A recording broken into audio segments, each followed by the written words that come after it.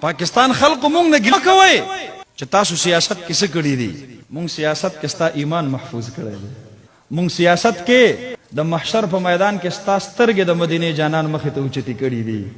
نن چې د پاکستان 21 کروڑ مسلمانان د نادران شناختی کارت اخلي او نادرا کې ورله فارم ورکوي دا ډکا او دې راشي او الته دې حلفیه بیان کوي.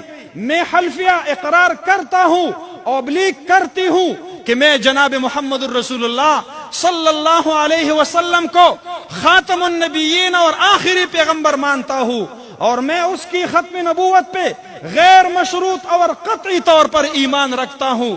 میں اس کے بعد کسی کو کسی قسم کا کوئی نبی نہیں مانتا اور نہ میں کسی جھوٹے مدعی نبوت کو داعی مصلح یا مبلغ مانتا ہوں.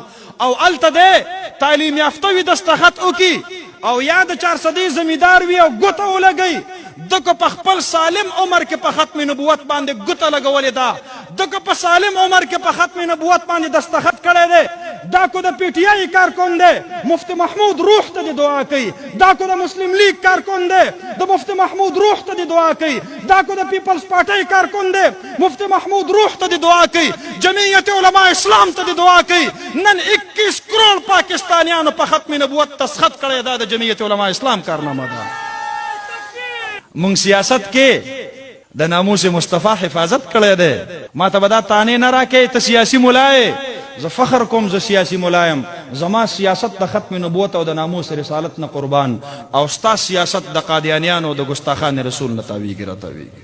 نن 3 ورځې مخکې حضرت مولانا عبدالغفور حیدری صاحب د سینټ د مذهبي امورو د قائمه کمیټې نه هم یو داسې بل مسترد کړی دی چې هغوی کې لیکلي دي کوم الک او جنۍ چې نکاح وکړي نو 100 ورځې پس به دوی جج ته مخامخ کیږي او جج به ځان له د ښځې نه او د هلک نه تپوس کړي تاسو په دې نکاح خوشحاله یې که نه یې خوشحاله او هغې نه وروستو به دې جج ته بیا د دې نکاح د ختمولو اختیار وي یا د برقرار پاتې کولو اختیار وي.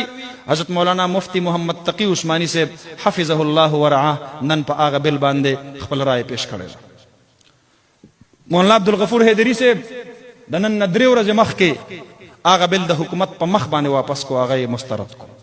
زه فخر کوم دا جدا خبره ده مونږ په لاس کې دومره اختیار لا نه دی راغلی چې مونږ منو عن د پاکستان هغه قوانین د پاکستان پینل کوډ د تعزیرات پاکستان هغه شقونه مونږ په ګستاخانو باندې نافذ العمل کو. مونږ لاس کې اختیار نه دی راغلی او پاکستان خلقو په دې کې مونږ ګرم نه یو.